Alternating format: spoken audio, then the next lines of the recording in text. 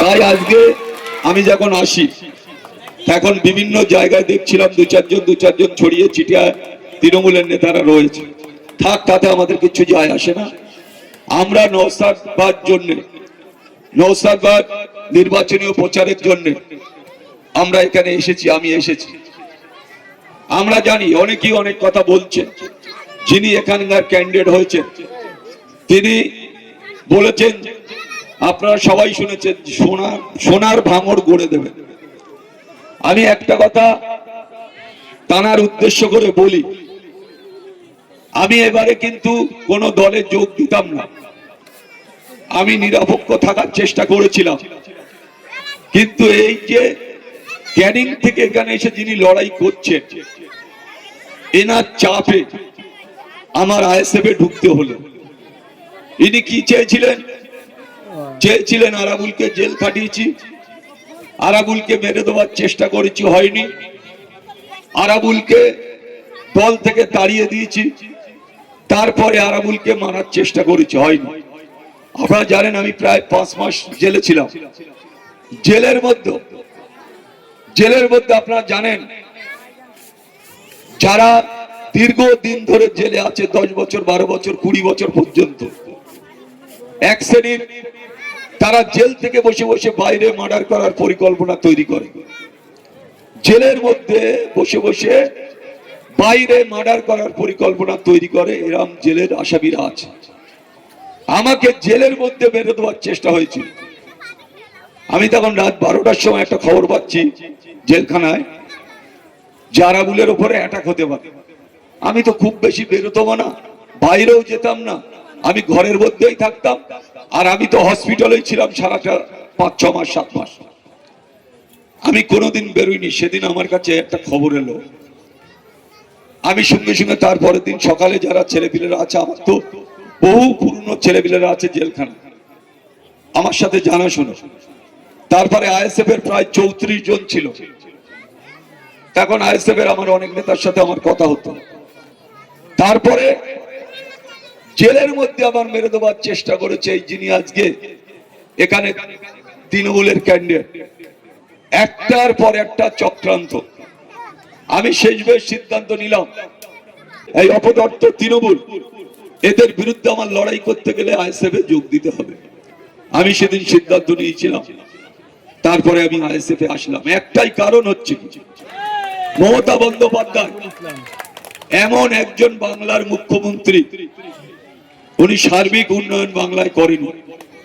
বিশেষ করে মানে একটা সেকশনের মানুষকে উনি ভালো চোখে দেখেননি। তাই ওনার কাজ হচ্ছে সারা বাংলায়, দেখবেন সারা বাংলায় আমরা যখন সিপিএম এর বিরুদ্ধে লড়াই করতাম তখন কি বলেছিলাম, যে 34 বছরে প্রায় 55,000 কর্মীরা খুন হয়েছিল। তারপরে আমরা কি দেখলাম, যে তৃণমূলের সময় আজকে 15 বছর তৃণমূলের তাদের প্রশাসনিক কাজ, তারা 15 বছর তৃণমূল এই রাজ্যের ক্ষমতা। আমরা কি দেখলাম, যে প্রায় 55,000 কেন প্রায় 58,000 মানুষ যদি 15 বছরে খুন হয়, তাহলে এই 15 আর 35 হিসেব করুন কত, এক বছরে কত করে পড়ে। আজকে যিনি বাংলার মুখ্যমন্ত্রী, আমরা মনে করি যিনি বাংলার জন্য কিছু করতে পারেনি, উনি মুখ্যমন্ত্রী হিসাবে কাজ করতে পারেনি, ব্যর্থ মুখ্যমন্ত্রী। তাই এবারে নির্বাচনের সিদ্ধান্ত নিতে হবে, এই অপদার্থ মুখ্যমন্ত্রীকে বাংলা থেকে উদ্ধার করে নদীতে ফেলে দিতে হবে। একটা অপদার্থ বাংলার মুখ্যমন্ত্রী, অপদার্থ। একটু আগে আমার একটা ভাইজান বলছিল যে যেখানে এই বাংলায় মুখ্যমন্ত্রী কি করেছে, আজকে বড় বড় কথা ক্যানিং থেকে এখানে এসে সোনার ভাঙড় তৈরি করবেন। বন্ধু, তুমি জেনে রাখো, তুমিও 15 বছর তুমি বিধায়ক, তার আগে 34 বছর তুমি একটা দলে নেতৃত্ব দিয়েছো, তাহলে তুমি এখন কি করলে? ক্যানিং এ তুমি তৃণমূলের সময় এমএলএ, তুমি এখন কি করলে বন্ধু? তুমি কিচ্ছু করতে পারোনি। ক্যানিং এ 1 ইঞ্চি কাজ তুমি করতে পারোনি। আজকে তোমার বড় বড় কথা, সোনার ভাঙড় তৈরি করবে। আগে তুমি ক্যানিং এ সোনার ক্যানিং তৈরি করে এসে ভাঙড়ের মানুষের কাছে ভোট চাও। লজ্জা লাগে না? লজ্জা লাগে না? ক্যানিং আর ভাঙড় কি 200 কিলোমিটার দূরে? এক লাগোয়া। এই অঞ্চলের পরে ও অঞ্চল ক্যানিং, নারায়ণপুরের পরে আপনার চন্দনেশ্বর 2। তাহলে আপনারা কি বলছেন? পরপর অঞ্চলে এক লাগোয়া। আমি তো ছিলাম 5 বছর এমএলএ হিসাবে কাজ করেছি।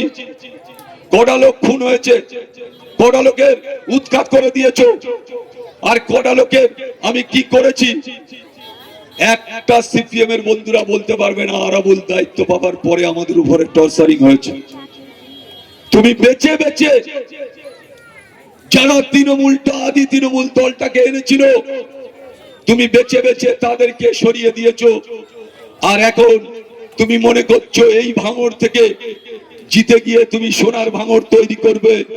ভাঙড়ের মানুষ অত বোকা নয়, আপনার মুখে ঝামা বসে দেবে, এটা জেনে রাখতে হবে।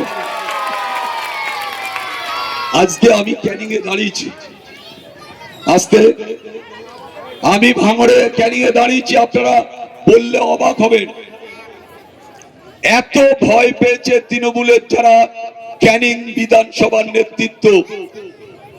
আমি প্রতিদিন আমি কোনো না কোনো অঞ্চলে প্রোগ্রাম করার জন্য পারমিশন নিয়ে রেখেছি। সকাল হয় আর প্রতিটা প্রোগ্রাম আমার পারমিশনটা রিজেক্ট করে, ক্যান্সেল করে। আমি সেদিন বলছিলাম, আমি সেদিন নির্বাচন কমিশনারের কাছে গিয়েছিলাম বলার জন্য। আমি সেদিন বলেছি যে এই হারবাতের দল, এই তোলাবাজির দল, এই খুনের দল, এই নির্লজ্জ অপদত্ত নিরীহ মানুষের উপরে স্টিম রোলার চালানোর দল আমরা ভাঙড় ক্যানিং থেকে মুছে দেবো। এই তৃণমূল আর থাকবে না, তৃণমূলের ঝান্ডা থাকবে না। আজকে বড় বড় কথা, কোটি কোটি টাকা গাড়িতে করে নিয়ে ঘুরে বেড়াচ্ছে, আর একজন সাধারণ মানুষের জয়েন করার জন্য 10 লক্ষ করে টাকা দিচ্ছে। আমি সেদিন দেখছিলাম যে একটা আইএসএফ এর কর্মী, কোন বুথের নেতৃত্ব নয়, কোন পদে নেই, তাকে জয়েন করিয়েছে, 50,000 দিয়েছে। সেদিন জয়েন করলো, 4 দিন পরে আবার সে আইএসএফ এ চলে এলো। আবার তার ডেকে তার আবার 50 দিয়েছে, আবার তার জয়েন করালো। এইভাবে ভাঙড়ে দেখাচ্ছে যে আমরা আইএসএফ এর সমস্ত কর্মীদের তৃণমূল কংগ্রেস জয়েন করিয়েছি। আজকে বলতে দ্বিধা নেই, এমন একজন লোক আমাকে শুধু জেল খাটিয়ে শেষ হয়নি। আমি জেল কেটে ফিরে আসার পরেও আপনারা দেখেছেন আমাকে 4 মাস পরে বহিষ্কার করলো। আমি মুখ্যমন্ত্রীর কাছে জানতে চেয়েছিলাম, সেদিন আমি জানতে চেয়েছিলাম আমি কি অন্যায় করেছি আপনার দলে। সেদিন মুখ্যমন্ত্রী বলেছিল তুই একটু ঠান্ডা হ, আমার সাথে পরে কথা বলিস। আমি জানি যেই মুখ্যমন্ত্রী শওকত মোল্লা ভাঙড়ের খাস জমি, ওয়েটল্যান্ড, পুকুর ভরাট, ক্যানেলে মানে বাঁধের উপরে ঘর বসিয়ে একটা ঘরে 6 লাখ 7 লাখ করে টাকা নিয়েছে, এই শওকত মোল্লা যে সোনার ভাঙড় তৈরি করবে, এর ঘুষ, এর তোলাবাজি, মানুষের উপরে জুলুম, একটার পর একটা অত্যাচার, মানুষের উপরে স্টিম রোলার চালিয়ে আজকে কোটি কোটি টাকা এই ভাঙড়তে তুলে একদিকে মুখ্যমন্ত্রী দিয়ে আসছে, আর একদিকে শওকত মোল্লার পেট ভরছে। আমি সেদিন ভেবেছিলাম, আমি যখন এই দলে ছিলাম, আমি ভেবেছিলাম মমতা বন্দ্যোপাধ্যায় 84 সাল থেকে ওনার সাথে আমি ছিলাম। এখন মমতা বন্দ্যোপাধ্যায় যেদিন 84 সালে লোকসভায় উনি দাঁড়ান, সেদিন যাদবপুর লোকসভা থেকে উনি দাঁড়িয়েছিলেন, সোমনাথ চ্যাটার্জির বিরুদ্ধে লড়াই করেছিলেন। সেদিন 10,000 কত ভোটে উনি জিতেছিলেন। আর আমি যদি সেদিন মমতা বন্দ্যোপাধ্যায়কে সাপোর্ট না করতাম, তাহলে 1 লক্ষ ভোটে হারতো সেদিন আরাবুল ইসলামের সাপোর্টে যাদবপুরের এমপি হয়েছিল মমতা বন্দ্যোপাধ্যায়। জেনে রাখা উচিত মমতা বন্দ্যোপাধ্যায়কে।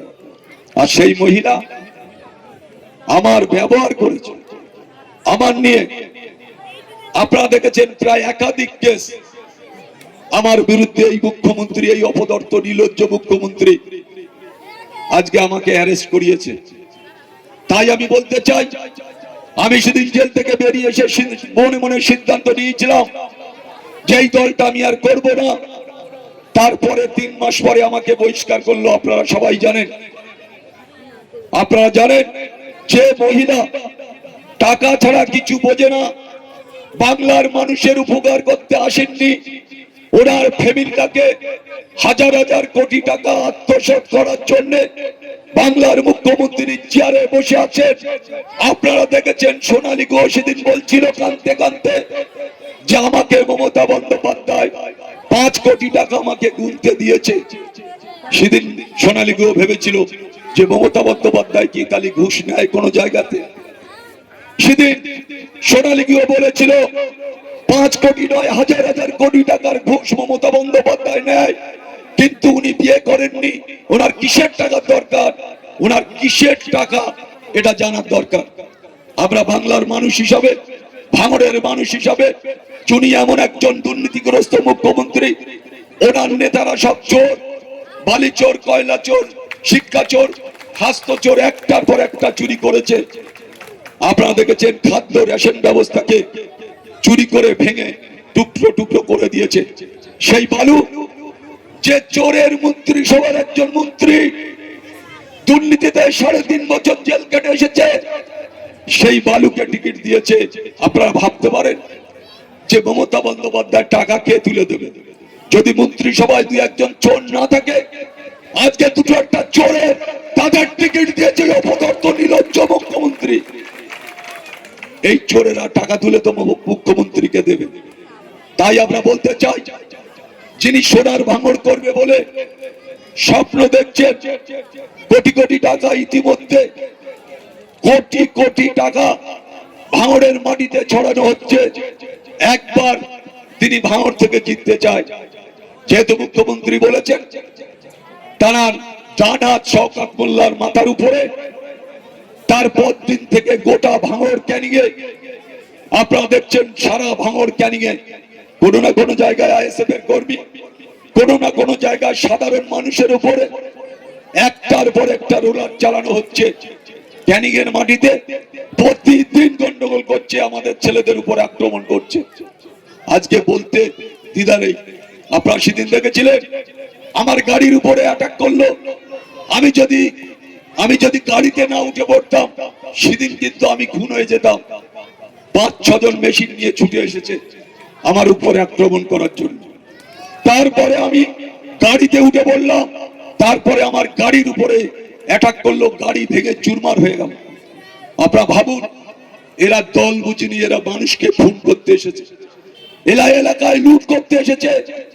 যে কটা তৃণমূল কংগ্রেসের যারা নেতৃত্ব দেয়, একবার দেখুন তারা কারা, তারা কারা নেতৃত্ব দেয়। এই আহসানের মতো লোক বাহারুল ক্যান্ডিডেট, আপনারা ভাবতে পারেন বাহারুলটা কে? বাহারুলের বাবা মারা গেছে বলা ঠিক নয়। বাহারুলের বাবা কয়েক কোটি টাকা এলাকা থেকে তুলেছিল চাকরি দেওয়ার নাম করে। আমরা জানতে পারিনি, যেদিন মাটি দেওয়া হচ্ছে সেদিন এসে দেখি 100-150 মানুষ ওকে মাটি দিতে দিচ্ছে না। কেন? এ বলছে আমার কাছ থেকে 5 লাখ, ও বলছে আমার কাছ থেকে 10 লাখ। এখনকার দিনে চাকরি দেবে বলে টাকা তুলেছে, মানুষ করেছে। এই যে চোরের দল, এই বাহারুল ইসলাম, এর বাবা তোলা তুলে তুলে এই এদের খাইয়ে মানুষ করেছে। সে যদি বলে আমি বড় পীর সাহেব, ভাঙড়ের মানুষ, ক্যানিং এর মানুষ মেনে নেবে? ভাঙড়ের ক্যানিং এর মানুষ মানবে? বলুন। একজন তোলা তোলা ছেলে, সে বড় বড় পণ্ডিতের মতন কথা বলে, যা 2006 সালে আরাবুল ইসলামের হাত ধরে আজকে কলেজ রাজনীতিতে এসেছিল। তার ভাষা শুনছেন আপনারা? তার ভাষা, চোখে চশমা, 1 শতক জমি নেই, ভাঙড়ের বুকে প্রতি মাসে মাসে গাড়ি পাল্টায়। ওরা দুই ভাই গোটা ভাঙড়কে বিক্রি করে দিয়েছে। কোথায় আসে টাকা? কোথা থেকে আসে বাহারুলির টাকা? সমস্তটা তোলাবাজি। যদি কেউ এক হাত ভাঙড়ের বুকে জায়গা বাড়ায় 5 লক্ষ টাকা, এক হাত এরম ভাবে যদি কেউ দোকানে ছাদ বাড়ায় তার 5 লক্ষ টাকা দিতে হবে। তারপরে শুধু তাই নয়, বিচারের নাম করে লক্ষ লক্ষ টাকা তোলা। আজকের একটার পর একটা দুর্নীতি। আজকে সেই সব দুর্নীতিগ্রস্ততায় শওকত মোল্লার সাথে যারা তোলে, যারা বিভিন্ন জায়গায় সন্ত্রাস করে, মানুষকে ভয় দেখায়, মানুষকে ভোট দিতে দেয় না, মানুষের গণতন্ত্র প্রয়োগ করতে পারে না। আজকের ক্যানিং এ গণতন্ত্র বলে কিছু নেই। এবিএম মেশিন নিয়ে যখন মানুষের বাড়ি বাড়ি আমাদের ছেলেরা যাচ্ছে, তখন মেয়েরা বলছে আমরা তো এই মেশিন দেখিনি। তাহলে এতদিন ভোটটা কোথায় দিয়েছে তারা? এবিএম মেশিন দেখেনি মহিলারা, তাহলে ভোটটা কোথা থেকে দিল? সমস্তটা শওকত মোল্লার লোকেরা বুথে বসে বসে নিজেরা বেড়ে নিত। বিধানসভা বলুন, লোকসভা বলুন, পঞ্চায়েতে তো কোনো কারণই নেই। পঞ্চায়েতে জীবনতলায় যাবার কারুর ক্ষমতা নেই। বিডিও অফিসটা হচ্ছে শওকত মোল্লার পার্টি অফিসের সামনে। সেখানে ক্যানিং এর লোকেরা নমিনেশন ফাইল করতে যাবার কারুর মাথায় এত ঘাড়ে কারুর শক্ত মাথা নেই যে সেখানে গিয়ে পঞ্চায়েত নির্বাচনটা জন্য নমিনেশন ফাইল করবে। আজকে এই চোর, আজকে এই বাটপারি, আজকে কোটি কোটি টাকার দুর্নীতি, স্বজন পোষণ একটার পর একটা। আজকে সেই মমতা বন্দ্যোপাধ্যায় চোরের মাথায় হাত দিয়ে বলছে তুই তো আমার বাপ। আজকে চোরের মাথায় হাত দিয়ে বলছে তুই তো আমার বাপ। তালি মমতা বন্দ্যোপাধ্যায় এখান থেকে বস্তা বস্তা টাকা যাচ্ছে মুখ্যমন্ত্রীর কাছে। বস্তা বস্তা টাকা যাচ্ছে কি যাচ্ছে না বলুন? বস্তা বস্তা টাকা গঙ্গার জমি বিক্রি করে, জোর করে, প্রমোটারি করে, কোম্পানির কাছ থেকে টাকা নিয়ে। আমি সেদিন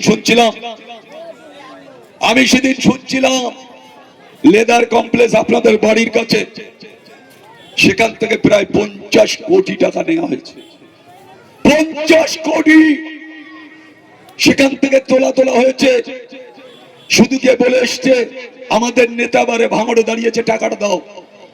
একদিন বলে আসছে, তারপর দিন থলে নিয়ে আর বস্তা নিয়ে যাচ্ছে টাকা তুলতে। এই যে মির্জাপুর, আপনারা ভাঙড়ে একটিও ভোট তাকে দেবেন না। জীবন চলে গেলেও লড়াই হবে, ভাঙড়ে একটা ভোট পাবে না। তারা বড় বড় কথা বলছে। আরা বলতে এতদিন দলটা করেছিল তৃণমূল কংগ্রেস। বলুন আরাবুল ক টাকা ভাঙড়ের মানুষের কাছ থেকে নিয়েছে? কোন কোম্পানির কাছ থেকে আরাবুল টাকা নিয়েছে দেখা? আজকে বড় বড় কথা।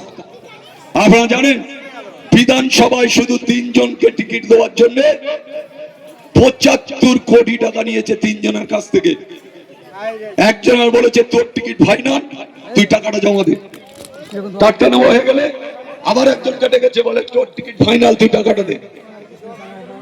এই করে করে 3 জনের কাছ থেকে 75 কোটি টাকা। যখন শওকত মোল্লার নামটা বেরুলো, দেখো 3 জনাই ছুরি ধান দিচ্ছে, বলে ছাঁদবো, এরকম ছুরি ধান দিচ্ছে, বলে শালার গর্দন থেকে মাথা নামিয়ে নেবো। বুঝতে পেরে রাত 12টার সময় তাদের তরফ করলো, বলে তোরা 3 জন আয় দিন একটু বসি। 3 জনা ডেকে বলছে, বলে তুই ব্লকের সভাপতি হবি, তোর 25 ফাইনাল। ওরে বলছে তুই পঞ্চায়েত সমিতির সভাপতিটা হবি, তোর 25 ফাইনাল। আরেকজন আর বলছে তুই ভাঙড় বিধানসভার চেয়ারম্যান হবি, তোর 25 কোটি টাকা শেষ। এই করে 3 জনের কাছ থেকে 75 কোটি। আপনারা ভাবতে পারেন আমরা রাজনীতি করেছি, আমরা চা খেয়ে দুপুরে না খেয়ে লোকের বাড়ি বাড়ি গিয়েছি, পৌঁছেছি। আমরা কিন্তু কোটি কোটি টাকা কোনোদিন দেখিনি।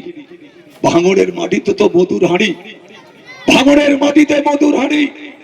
তাইতে পাগল হয়ে গেছে যে ভাঙড়ে আমি দাঁড়াবো, ভাঙড় আমার চাই, ভাঙড়টা আমার দরকার। তাই আপনাদের কাছে বলতে চাই, যিনি ভাঙড়ে এসে বলছে ভাঙড়টা তিনি নাকি সোনার ভাঙড় তৈরি করবে। আমি যেতে যেতে মিছিল করতে করতে যেতে যাচ্ছি, একটা ঝুপড়িতে 25-30টা ঝুপড়ি বাড়ি আছে। আমি গাড়িটা স্লো করলাম, আমি দেখি ভদ্রলোক, আমি বললাম কি হয়েছে মা, তোমাদের ঘরের অবস্থা এরকম কেন? একজন বয়স্ক মহিলা বেরোলো, আমারে বলছে তোমার নাম বাবা আরাবুল? আমি বলি হ্যাঁ আমার নাম আরাবুল ইসলাম। তাই বলি আপনাদের ঘরের হাল এত খারাপ কেন? একটা জরি দুই দিকে চাল করে রাখা আছে, আর ছোট্ট একটা টয়লেটে একটা জরি এরকম টাঙানো আছে। তা আমাকে বলছে বাবা আমরা তো গরিব মানুষ, আমরা প্রায় এখানে 5-7 হাজার মানুষ, ফুটপাতে কলকাতা যেমন বাস করে তার থেকেও আমরা খারাপ জায়গায় বাস করি। আমি বলি কেন আপনারা আবাস যোজনা পাননি? তা বলছে আবাস যোজনা বলেছে, মোল্লা সাহেবের ছেলেরা বলেছে যে 20,000 করে টাকা বাবুর অফিসে জমা দিতে হবে, তারপরে তোমরা আবাস যোজনা পাবে। আমি তো দাঁড়িয়ে অবাক হয়ে গেলাম যে একটা অসহায় মহিলা, তার স্বামী কোন জায়গায় মাসের জাল টানে, না হলে কোনো ভেড়িতে কাজ করে। লেদার কমপ্লেক্সে প্রায় 55 থেকে 60 হাজার মানুষ, ক্যানিং পূর্ব বিধানসভার মানুষ, তারা লেদার কমপ্লেক্সে কাজ করে।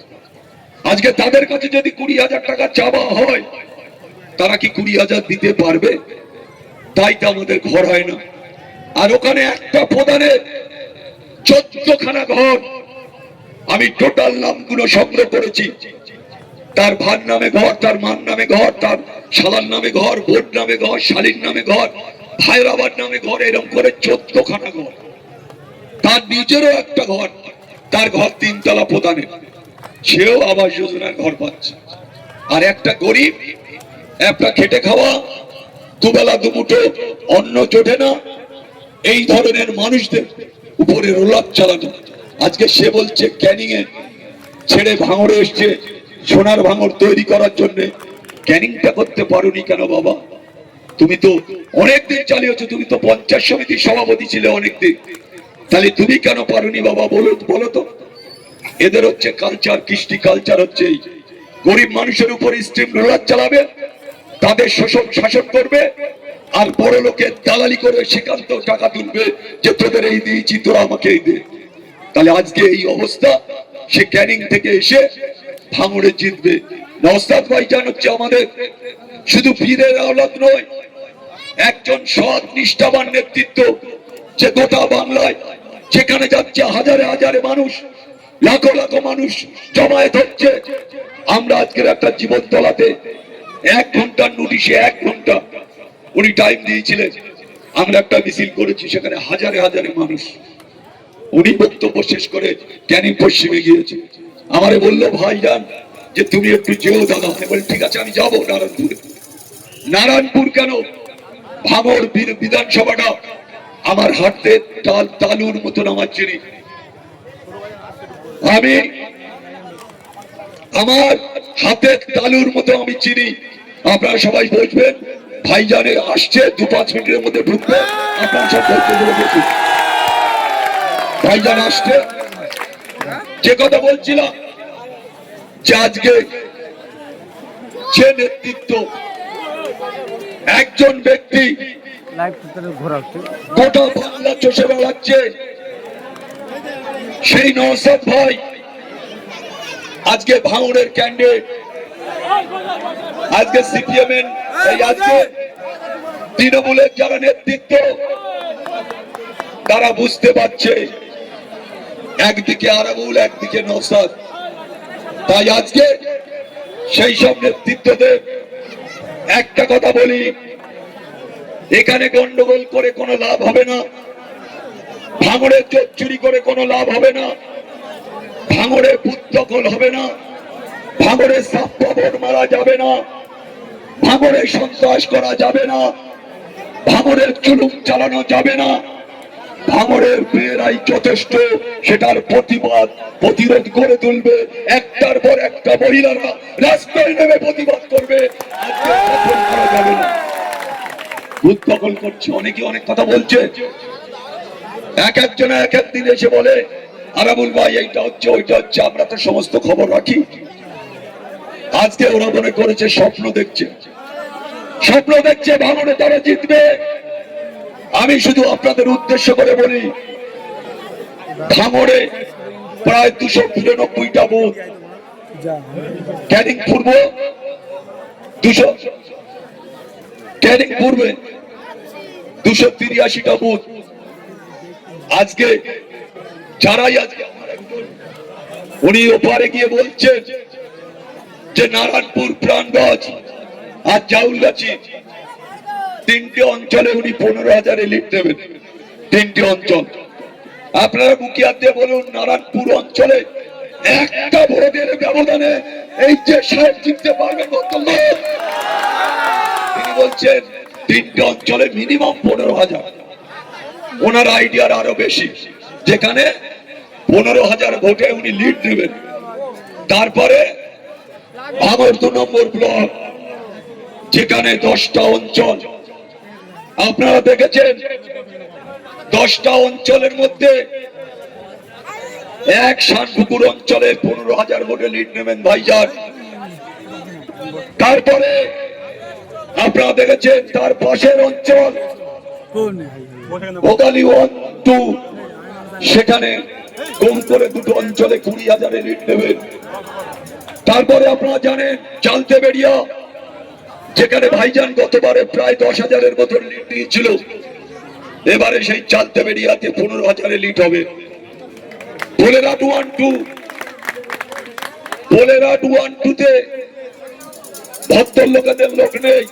যে কটা আছে, কটা তোলাবাজ আছে, তারা পোলেরাট 2, 1-এ ওখানে ভদ্রলোক ভোট খুব বেশি পাবে না।